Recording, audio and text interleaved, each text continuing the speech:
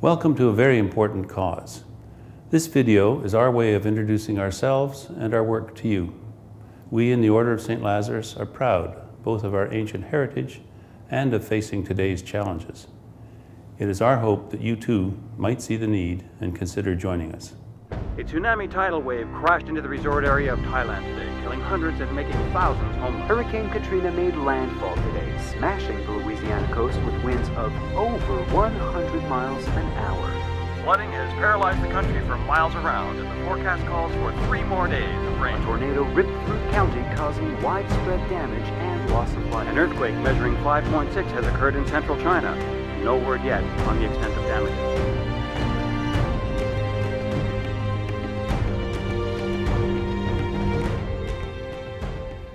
What the world has always needed is help for the helpless. What the world has always needed and needs today, more than ever, is for individuals to band together and show courage in action.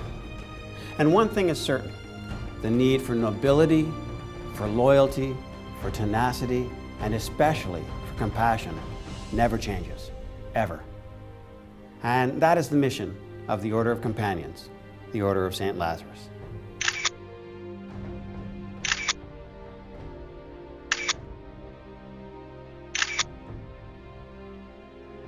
Palliative care, or the care of the terminally ill and dying, is a growing concern throughout Canada, as it is in every developed society. But did you know that the first hospice in the world was established outside the walls of Jerusalem in the 11th century? It was set up by the first Knights of St. Lazarus. These brave men were, in every sense, the medics of the Crusades. At first, the Order's special concern was for those suffering from leprosy, one of the oldest and most feared of diseases. But now the Order includes both women and men from all walks of life, and their mission has expanded.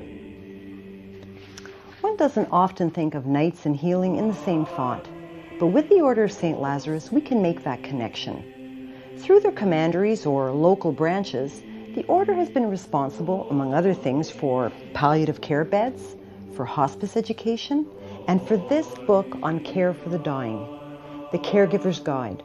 It's a wonderful resource for helping family members and other volunteers work with the terminally ill.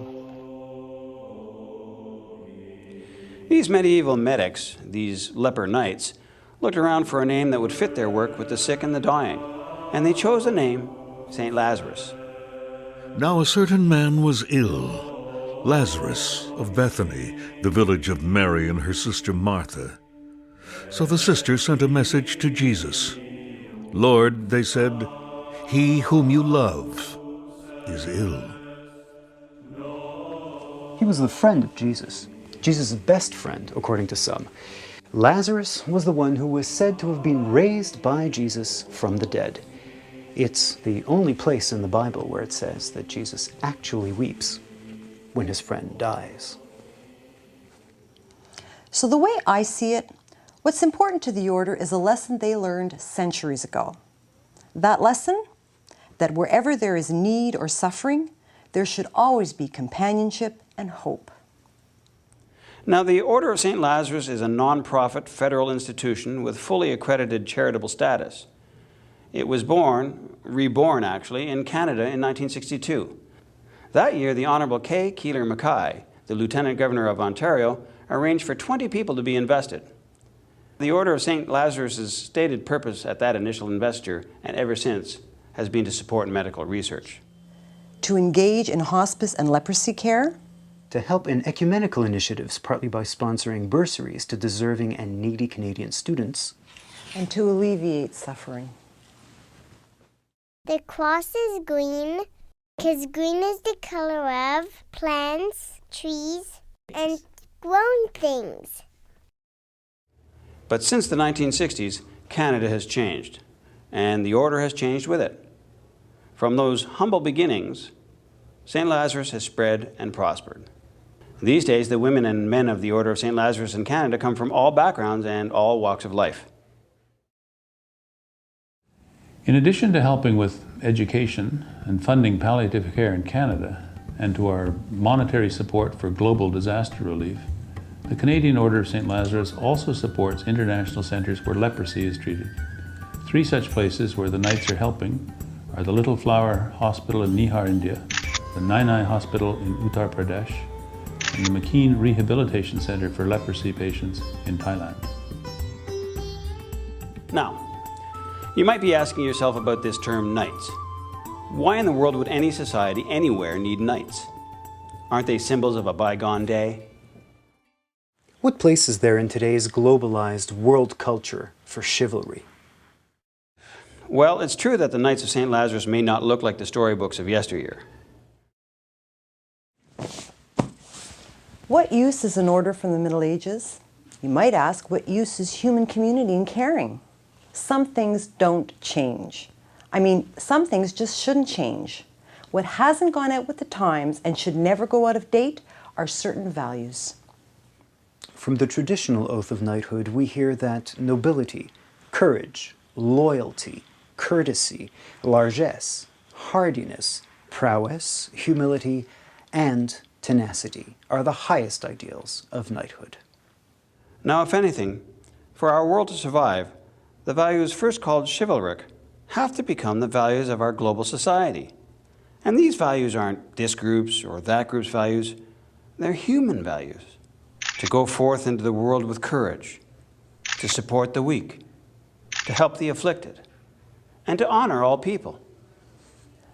These qualities are the secret to the power of chivalry today.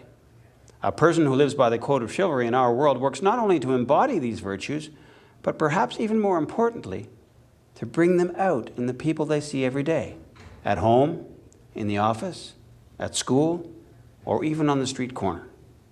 The members of the Order of Saint-Lazare, its knights, dames, and commanders, are people like you and me, who agree to take on positions of responsibility, to help their fellow persons, and to be recognized for their work with others.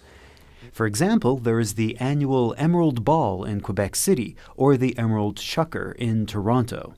Other commanderies across Canada host other events. We hope that some part of our tradition and mission, our history, our commitments, and our work has perhaps brought you to the point of asking how you might become involved. To that end, the Military and Hospitaller Order of Saint-Lazare would like to share with you our exciting new directions. There is a growing need for hospice care in Canada and a growing recognition of the importance of support for individuals and families facing the end of life. Palliative care is in every way the cause of a lifetime. And the Order of Saint-Lazare, with its tradition of being companions, even unto death, is answering that call. We stand ready to help you and others who may wish to contribute to this important volunteer task.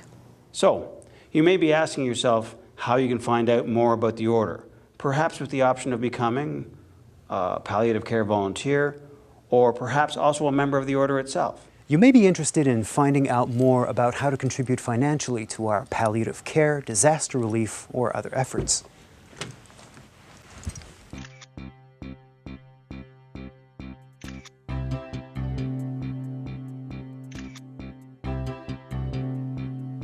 There are commanderies or local offices in the Order across Canada. Members can be found in Atlantic Canada, in Quebec, in Ontario, across the Prairie provinces, and in British Columbia. Wherever you are, someone from the Order of Saint-Lazare will be happy to talk to you about sharing in this exciting work. Contact us for more information. We welcome you to our cause. Join us in the greatest fight of life, the fight for dignity, for caring, and for companionship.